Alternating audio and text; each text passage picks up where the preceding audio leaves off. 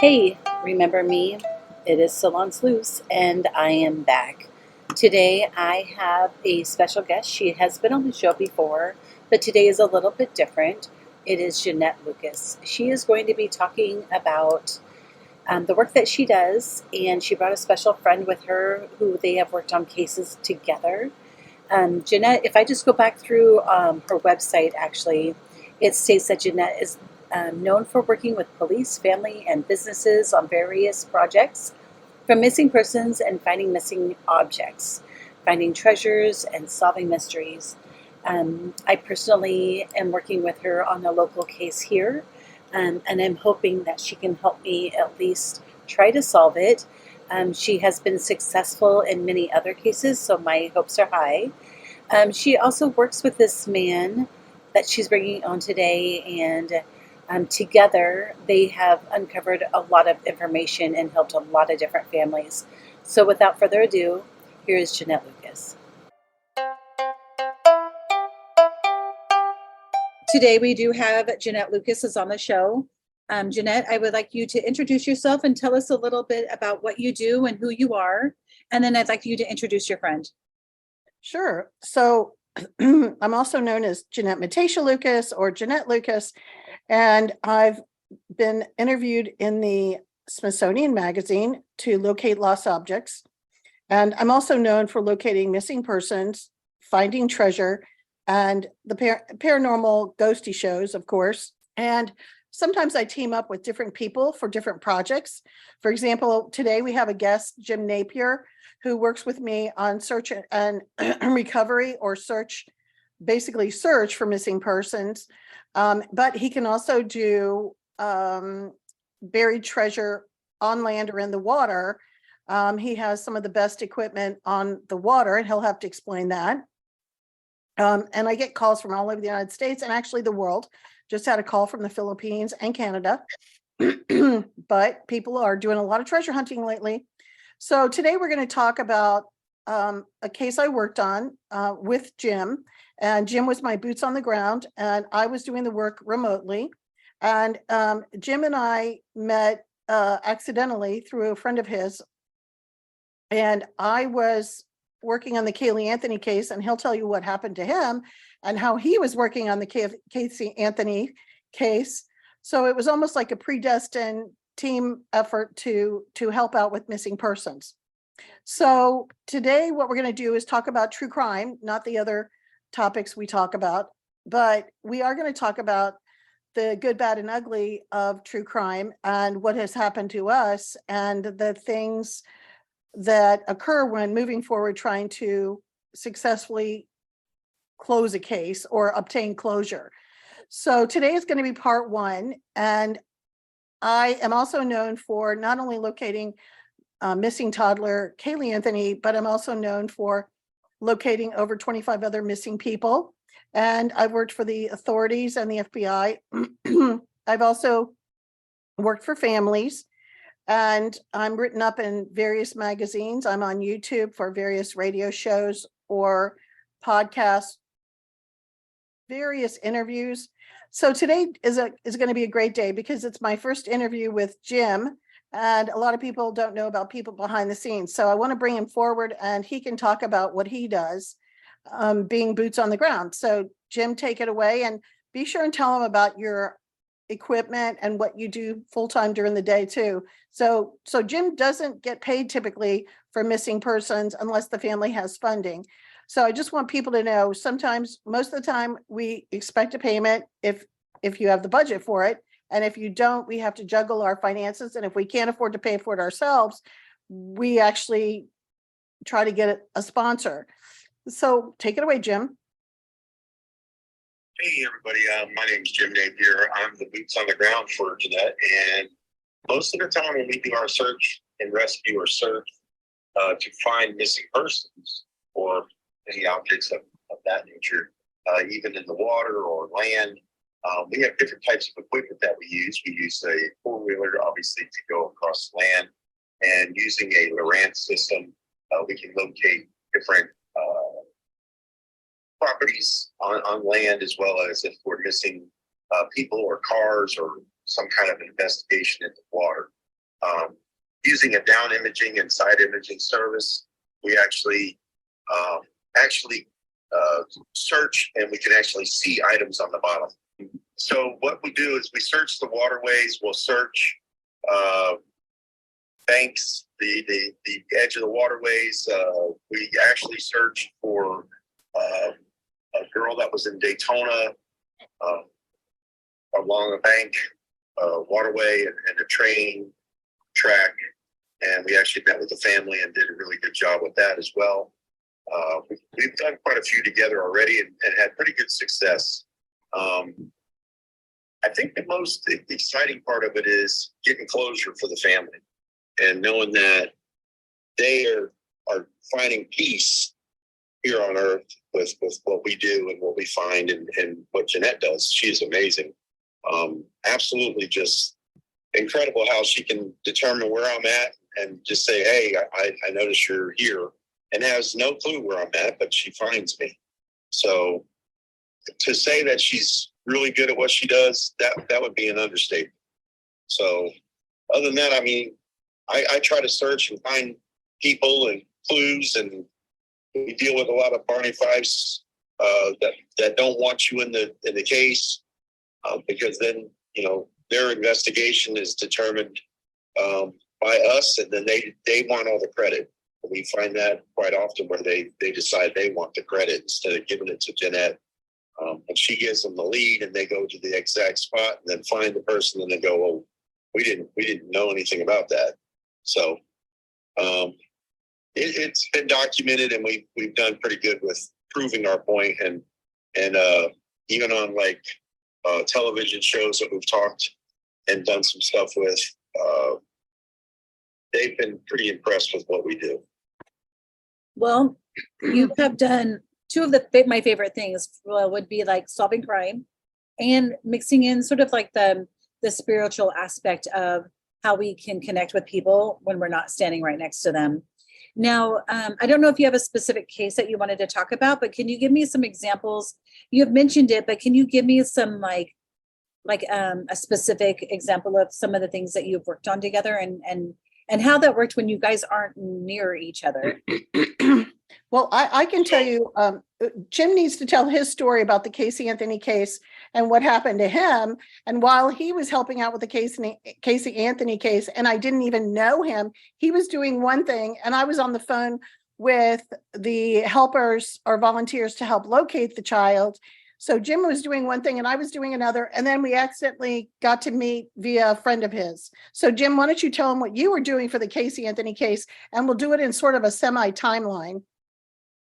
So I was basically looking for the persons that were involved that took the child, and I met with the actual grandparents, and we did a big event in Daytona to try to raise some money to help with their costs that they were going through.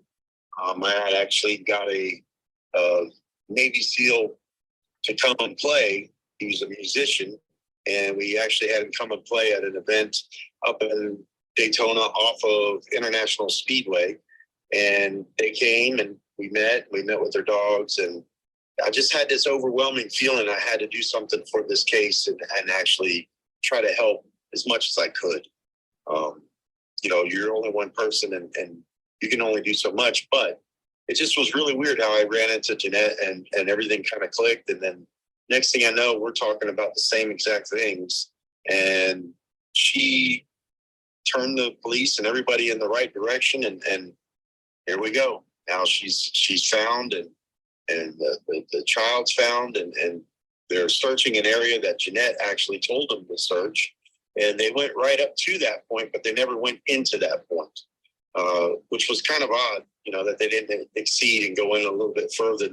Then the next time they go through there, they actually go in a little further, like Jeanette had told them to do, and they found the child. So, you know, I don't know how the connections always work, but it seems like, you know, spiritually, me and Jeanette get on the same page, and I can actually be at a place. And as long as people aren't talking to me, interrupting the flow of the psychic part of it, you know, when people start talking around you and distorting the signals, you can really send a bad signal to the person that's actually making the connection. And it's a unique feeling when you know they're catching and feeling. For instance, we were working on a Star case. Her name was something Star. I can't remember her first name. And she was out at Daytona. And I was standing on the railroad tracks at an intersection. And I said to Jeanette, hey, I'm by a railroad track. And she says, there's an arrow with a school, something about a school near you. There's an arrow.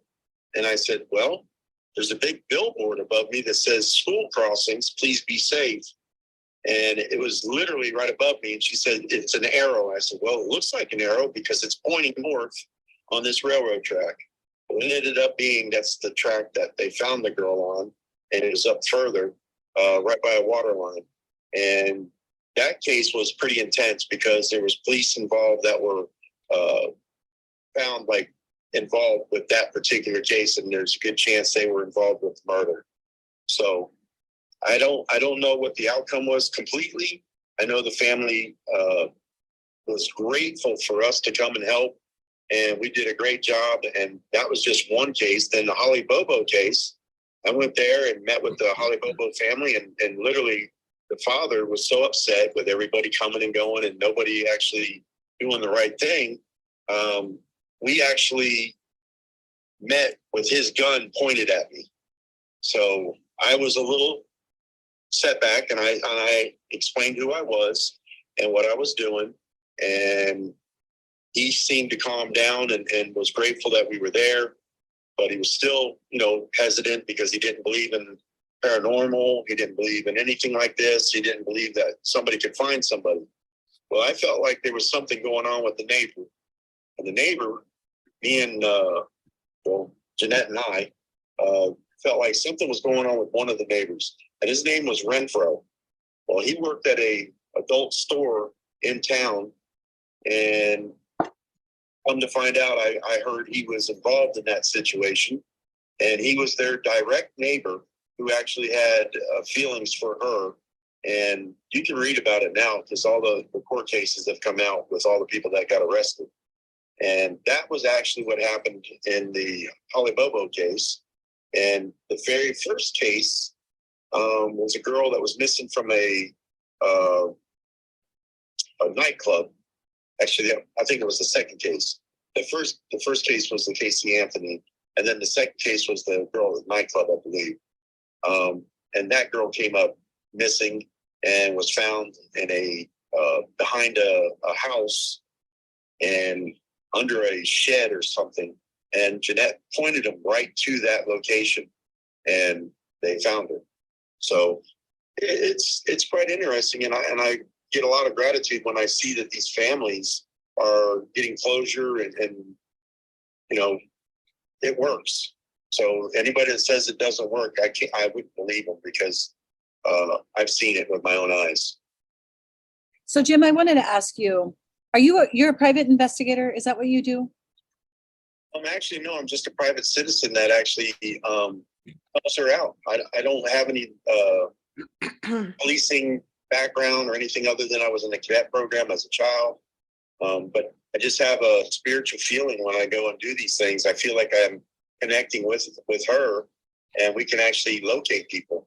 So do you find about like a search and rescue, and you go to these things and then try to find them, and then do you reach out to Jeanette, or do you guys talk about it ahead of time and then do your own search? Where I'm going to go. Okay. Yeah, we talk about where I'm going to go. She kind of points me in the direction of where I'm going to go. And then, I search that area, and I can give her GPS coordinates and that kind of thing as well. And now that we've got the new Lorant system in the boats, it really helps when you're looking and locating people in the water. A lot of people come up missing with their cars. And you can see that with the Lorant. You'll find a vehicle or a truck, car, boat, whatever it is. And as long as you locate that and you connect with the authorities, they'll let you take it out of the water, or they'll come and take it out of the water usually. And they'll actually investigate the vehicle because, first of all, it's probably a stolen vehicle. And then at that point, it's a crime scene to start with. So it's a crime scene because it is a stolen vehicle or a missing vehicle or something has happened with that vehicle. So a few times they pulled vehicles out of the water, not with me, but with other guys, because we're new with the new electronics that we just got. They'll pull a boat, the car or truck or whatever out, and they'll find remains in the vehicle. So as long as the windows are closed, usually the remains will stay in the vehicle and it'll sink to the bottom and they can recover everything, which obviously helps with the recovery and closure for the family as well. Well, I know you said you're just a citizen, but you are a very active citizen with these different cases. Is there certain cases that draw you in more than others that there's people missing all over. How do you pick the ones that you feel that you're connected to that you want to help these families? I really don't pick them. You don't? It's more so Jeanette picks them. Okay. I mean, there's been a couple of times that we were working, on the same thing because I lived in the Daytona area and it was very dear to my heart that somebody in Orlando was missing. And, it was big down there at the time as far as being on TV everywhere. And I reached out to them because I was in the music business and I decided that I could help by doing a concert or something to raise some money so they can get some more funding to find a way to find their missing grandbaby. And that to me, it's not about as much to pay as, yes, you got to have money to cover the cost of expenses to go and search and hotel rooms and food and be away from your family. But man, what a great feeling to know that you did something that maybe they left a clue or something that you could find out exactly who did it. And to me, that's the reward. It's not really the reward is money as much as it is the reward that you've helped close some situation with a family that the average person doesn't have time to do. Yeah. So Jeanette, then I want to ask you the question is, are there certain cases that you feel connected to and that's how you're choosing them? Then you're reaching out to Jim? Or is it based on region? This certain case happened where he's at, then you reach to him. How do you decide which ones that you want to Work go on? with? Yeah. So sometimes people will just call me out of the blue. They've heard about me. For example, there was a case recently in South Carolina and the people had heard about me and they said, hey, would you like to work on this? And they were going to pay me, but I just didn't feel good about the case. When I say that I don't feel good, I get a sensation of a heaviness. And then if I'm concerned, I might call Jim and say, hey, what do you think about this case? I mean, he's married, I'm married, but we seem to be on the same telepathic path and we can pick up the negative versus the positive. And if you get too much negative, you keep thinking, maybe I should work on this case. It's too dangerous. So for example, the Casey Anthony case, I got a call from a former federal agent and he asked me if I would help with the case. I didn't even know it was all over the news. I was really busy with my family and being a helicopter mom. And so my mind was more on that. I just didn't even turn on the news. I mean, I was bringing up little kids. So that sort of popped in and I'd been working with the guy the guy that called me, the former agent.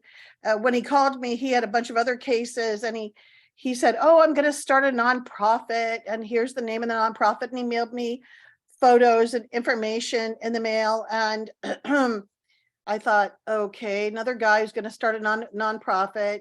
I was a little cautious, but I said, okay, let's give it a shot. I really didn't want to do the Casey Anthony case. He had originally gone to my father. My father didn't do a team effort, but I noticed when you do missing persons cases, you got to have somebody boots on the ground. And if you aren't out of state, how are you going to pay for that? Because people don't give donations. I mean, I've had people call here and say, oh, I want to give you a donation. Well, if I was going to give a donation, I'm going to send it to Jim because he's the boots on the ground. I mean, you're talking meals, you're talking gas, you're talking taking off time. For example, again, I'm going to jump around a little bit, so people just bear with me. So Jim, tell him what you do during the day. So during the day, he has a normal job. All right. Jim? Well, pretty much. I don't know how normal it is, but it's a job. I sell portable buildings and I have a TV show that I did for 5 years. And basically I met a lot of artists. And then I had a management company. I managed Jimmy Van Zandt from the Leonard Skinner family. And he passed away. And so I started really feeling like I need to do something a little different as well. That's how I kind of got into this portable building business. And then, I still have that feeling in my gut when things come up and I hear certain things, or, Jeanette may give me a call and go, like she said, what do you think of this situation? I'm a big guy, 6'3", 350 pounds. I'm a big boy. I'm not afraid of anything. But when you get in a situation where people are panicking and they're distraught because their family members are missing, or you get near something that people know what happened and now you're risking them getting caught, they're going to lash out at you. And it happens quite often. They'll lash out at you. And you got to be somebody that's stern but understands what's going on. And to me, I feel like I understand and I kind of get it. And I think a lot of my situations is they are intimidated because I'm a big guy. And usually they'll turn themselves in, or they'll make a mistake and say something wrong, and an investigator find it, and then it happens. Then they're caught. And to me, that's the best part of it, is knowing that I could do something to help a family find their missing persons, help their family find a missing treasure, missing car, boat, whatever, items. We had kids that were missing in Florida that were out on a road, found their shoes on a wire and basically located the kids. So it doesn't always turn out to be bad when you're finding people. Not all the time are they dead or missing for a long period of time and they come up as recovered in a car or whatever. Sometimes you find them because they left because they wanted to leave. They wanted to get out of there. They didn't want to be in that area no more. They didn't want to be a part of that family no more. There's a lot of different things that happen. But Jeanette's connection, she finds it, whether it's good, bad, or different. And some people don't like her answers because she'll be very, very blunt with them. And the bluntness is what gets me to say, she's the real deal. She don't beat around the bush. She don't make it like she's taking their money and gonna run it out until they run out of money and then say, well, I'm sorry, I couldn't figure it out. No, she doesn't do that. So impressed, that's what impressed me to work with her. I'm curious, like, you have this draw to like find missing people, but then you have this business that you do Monday through Friday.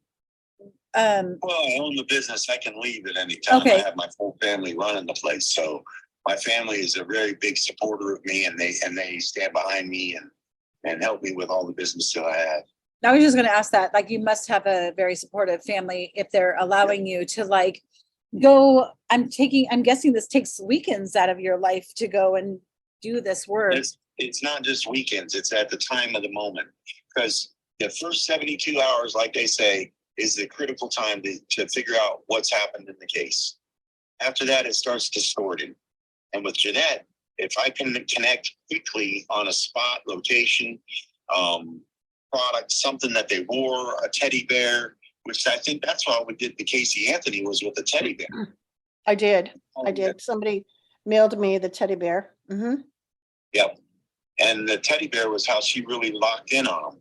And for me, I'm just the person that's going out there with the eyes and the ears on the ground and sending it back to her. And she does her thing, and she'll call me in the middle of the night. You got to go. You got to go now. It's going to be a 4-hour ride, 6-hour ride, whatever it is. And, you get up and you go take care of it, because that family's counting on you. They're counting on that she has the good information and that it doesn't get washed away. It doesn't wash downstream. It doesn't go, the coyotes don't pick up parts and carry them away, which happens. Quite often people have that situation where body parts are missing, and it's because the animals take them and drag them away. And again, parents and family members don't want to hear that, but that's factual stuff that happens.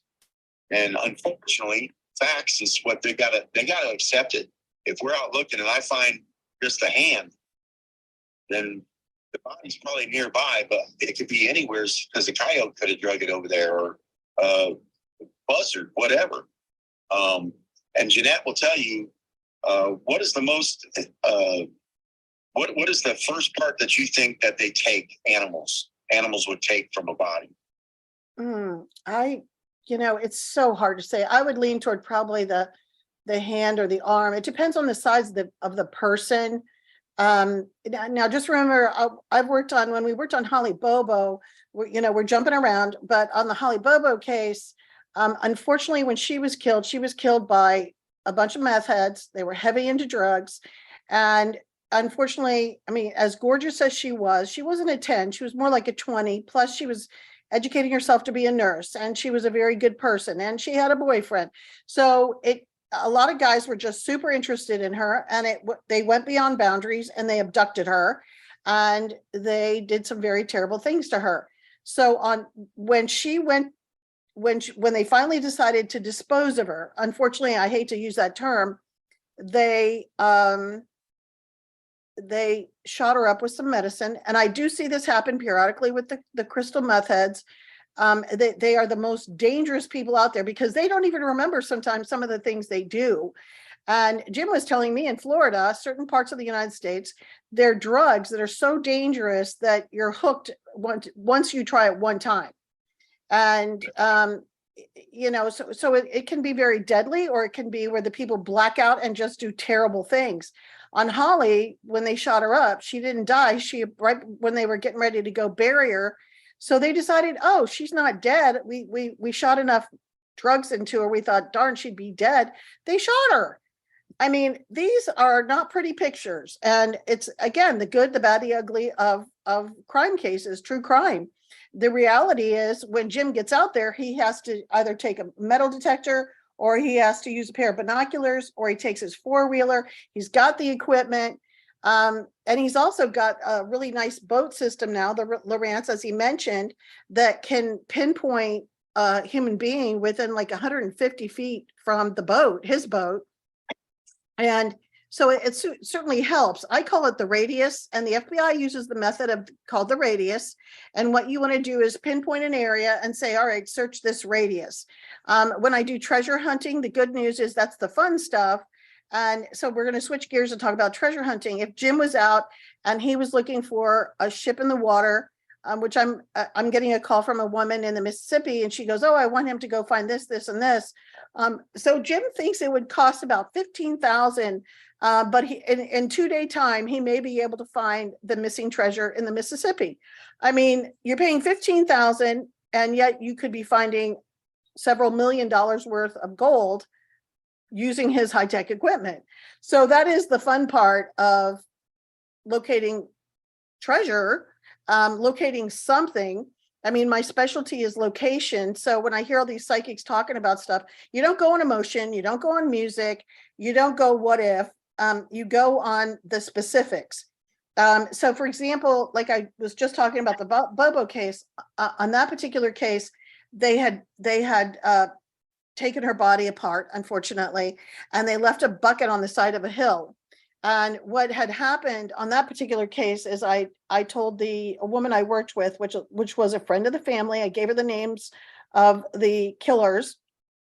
And I said, as soon as, and I gave a name, I said, as soon as this is there, which is a person or something very important, and which I was trying to tell Jim, I said, when you take the four-wheeler, you have to look to your west, and you'll find her on the west side of the bank. But if you're on the hill, you can't see her. So, and if you're coming south, it's going to be on the west side.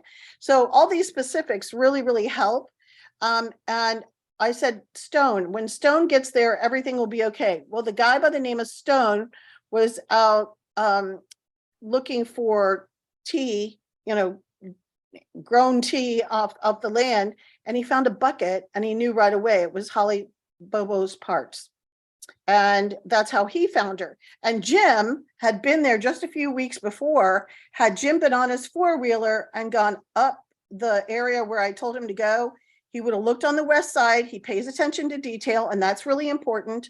And he would have seen the bucket, got out of the car, got off the four-wheeler, looked, and said, oh God, I got to call the cops.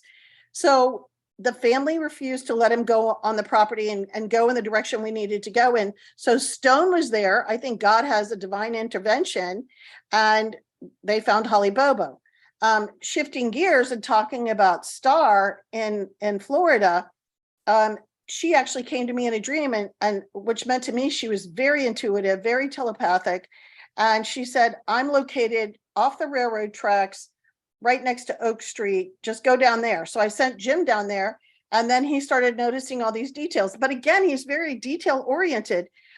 Some people are very, very oriented with paying attention. And but again, I think it's because Jim also owns a bunch of equipment that can locate items and all sorts of things. And and I think this is important for our credibility, is that if you don't pay attention to the detail, you could go right past a body and just not even pay attention. And some of these cases, we do find people alive, and oh my God, you can't miss them, because what if they've been out for days and they're in the bushes?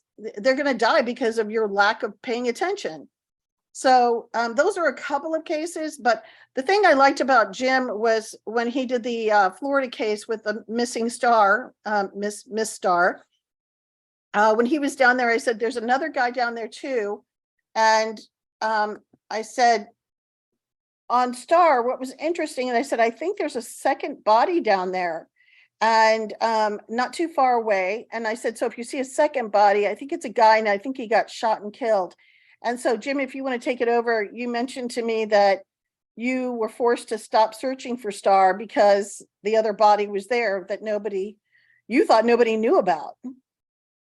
Yeah, it was kind of an odd situation. I was the only one outside of the family that the police were talking to. And I went in when they actually discovered the body, and the family was sitting there, and they said, we're not going in without Jim there. And that was, kind of gave me a little bit of support, showing that they were really confident we did the part of finding that situation. And the second person was involved when they started searching the area that I told them she was in. And they started searching, they found another person as well. So they were thinking this is a repeat situation from whoever was doing it, but they weren't sure because the way that they were killed was different. So it could be the same person, or it could just be by luck that two persons were found in that area that were missing and were murdered. So I honestly feel like with the new equipment we got, we're really going to open up a lot of new doors. We spent a lot of money to get this stuff together. And it's going to help us tremendously with down vision, side vision, and pinpoint accuracy, down to if I've seen a concrete block on the bottom of the water up to a 300-foot shoreline, I could be 300 feet away. I could still see that block of concrete, or a person or a car or a bike or anything. It's unreal how good this equipment has become. It helped us to do what we're going to be doing. So Jim, is that digital, or what do they consider that kind of equipment? Lowrance down imaging and side imaging, and then it's called pinpoint. And then we also have the Hummingbird coming in, which is another one that you can look all these up and just YouTube them. You'll see how accurate they are. You can actually see a car or truck, van, whatever on the bottom. And then I can actually pick up the bottom and actually spin it around and see what the compost is of what it is that's on the ground. If it's mud, concrete, asphalt, driveways, prior neighborhoods that have been flooded. There's all kinds of things that we can do with this imagery stuff. So I'm pretty impressed. I had Lowrance for a long time. They sponsored me for a long time. And now this boat that we've got equipped has everything. I mean, it's incredible. And I think it's going to help us in the long run to close a lot of cases. There is just one thing I want to say is that if folks don't forget that the equipment he has is also good for, I guess you could call it deep sea fishing, not too deep, but he does take people out to tour and fish. What? We can go thousands of feet down. Yep. Really impressive. So if you're fishing and you want that swordfish, or you want that, I don't want to say dolphin or porpoise, but he can certainly find you what you're looking for, but he does take special tours for that. I mean, that definitely supports his missing person work on the side. Jim, Yeah, that's our company, No Better Fish In, and it's actually fish-in.com or .net.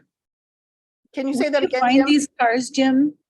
Do you just reach out to like the police and let them know it's there, or do you bring the cars up yourself? No, we don't bring the car up until the authority has been notified. Okay.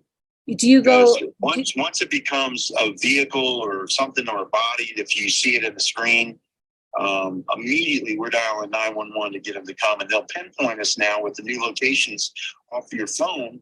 They can actually pinpoint me right where I'm at the scene, and that helps them find exactly where we are. We then tag the area with a tag that floats down with a lead weight, and we mark it. And then we mark it on our Lowrance unit on the screen.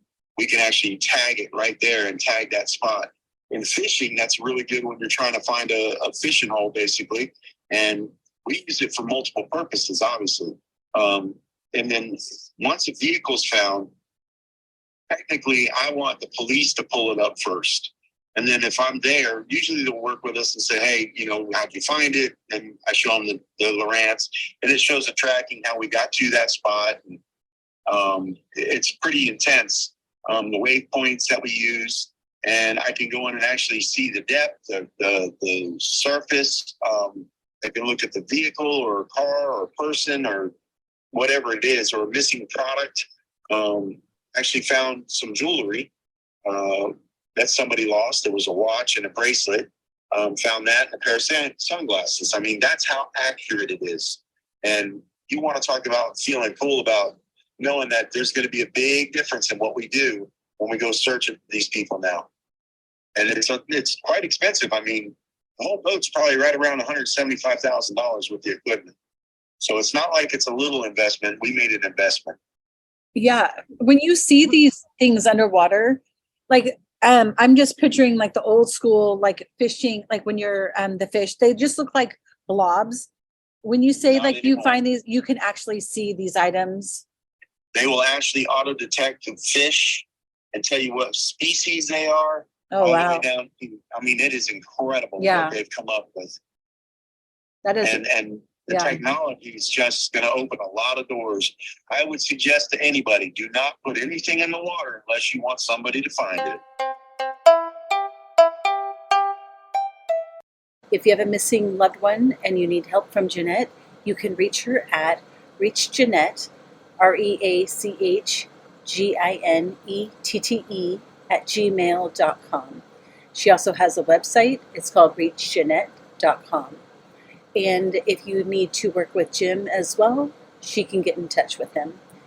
I want to thank you all for listening, and we'll see you next week.